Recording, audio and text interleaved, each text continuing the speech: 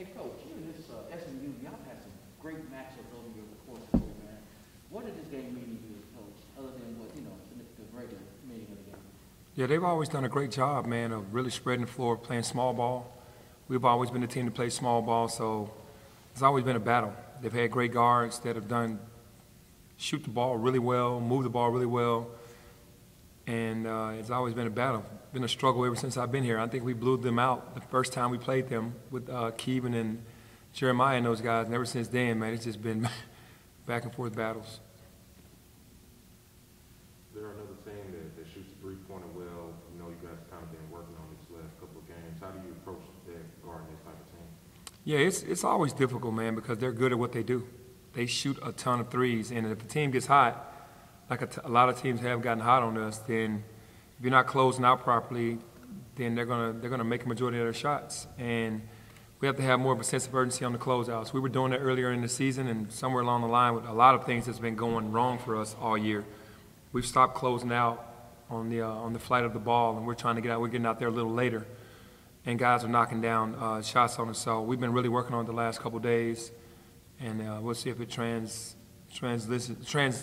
transitions over to tomorrow's game. I hate to ask, but are you getting healthier? That is a good question, honestly. Guys are still on the sideline, getting better. So I won't know until tomorrow, shoot around, maybe tomorrow's game, who I'm going to have. Speaking of that, what's Rashid's status? Is he still with you guys? Rashid is actually still with us. He's more of in a consultant's role. He was in health and safety protocols, and now he's more of a, in a consultant's role. Still talk to him all the time, and he talks with the bigs about the next game and about what's going on through Zoom, and he's just doing everything remotely now. Is he not going to be back on the bench? Right now, I would say no. I'm not. I don't know about what happens later in the season, but he's still a part of who we are. Talking to him and him looking at game film and looking at our practices as well, and staying in touch with the bigs. But I have to check your coaching staff, because I know recruiting goes on even though, and if he's taking up that spot, that leaves you short-handed, or you just worry about that after the season. Yeah, we just keep plugging along, man. That's what we have to do. It's just how it works on this level, and we have work to do in a lot of areas. We're still recruiting. We're trying to get ourselves better, trying to get healthy. So we have a lot of things to check off the list over this next couple of weeks. A couple of weeks ago, you mentioned closing out the game and wanting to get with that as a team. So obviously we know how last weekend went. What are you guys kind of doing in practice this week ahead of this game to make sure, once you get that big lead, like you said, you turn a 20 to a 30, 30 to a 40? I think it's pretty much just executing what you do in practice. Free throws are just what they are. In the situation, the time, and circumstance, if you put pressure on yourself, don't go through your routine, don't get your deep breaths, then maybe there's a possibility for you to miss. At the end of the game, when it's time to get the ball in and secure the ball past half court, out of a trapping situation that you worked on all week, you have to do that. And you work on it, and then when it gets into the game, that game action, either puts fear or it's opportunity. And you just can't turn the ball over. You got to get it past half court. They're probably going to foul. If not, they're not going to keep trapping. Then you get into some offense. Then you have to execute. So we're well prepared in those areas. We just have to execute when the game starts. And it gets disheartening sometimes at the end, missing free throws from guys that we know that shoot free throws really well. And also just a lot of teams don't press us. They're starting to now. But protecting the basketball and just getting it past half court with understanding that they're going to press, and then just, understanding the preparation is there and just going out and just handling the situation. What's the mood of the team, and if it's down, what do you do to say to them to make sure that it doesn't get too high or get too low? I think right now they're pissed off, to be honest with you. They know we've let some games go, even though since conference has started we haven't had our entire team. I can say with the utmost confidence that if we had our entire team, no one ever would have had COVID, and we went through the Alabama game, through Tennessee, I feel like we'd be undefeated this year still. I really do, because we had momentum after the Alabama game. The COVID paused, lost momentum, and then the injuries. You don't know who you're going to have. And then Josh getting kicked out of the game really hurt us because we lost another body. And at the end of the day, no one cares. You lose those games, and you got to keep plugging along. So I think right now it's more pissed off. Right now, you're still in the picture, you know, you still control your destiny. The only thing you have to do is win.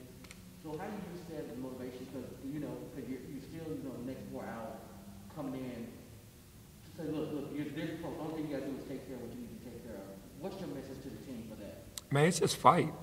You know, I don't think every possession we go out there and compete every possession. That's what my teams have done in the past. They just fight, disrupt and fight. And this year, with having, you know, two 17-year-olds and Jalen turning 18 a couple months ago, and a 19-year-old now, Josh playing a lot of minutes lately, it's the experience that's kind of getting us. You know, I was watching Texas Tech yesterday, and they flashed the ages of the guys that were on the floor, and they were 23 and above.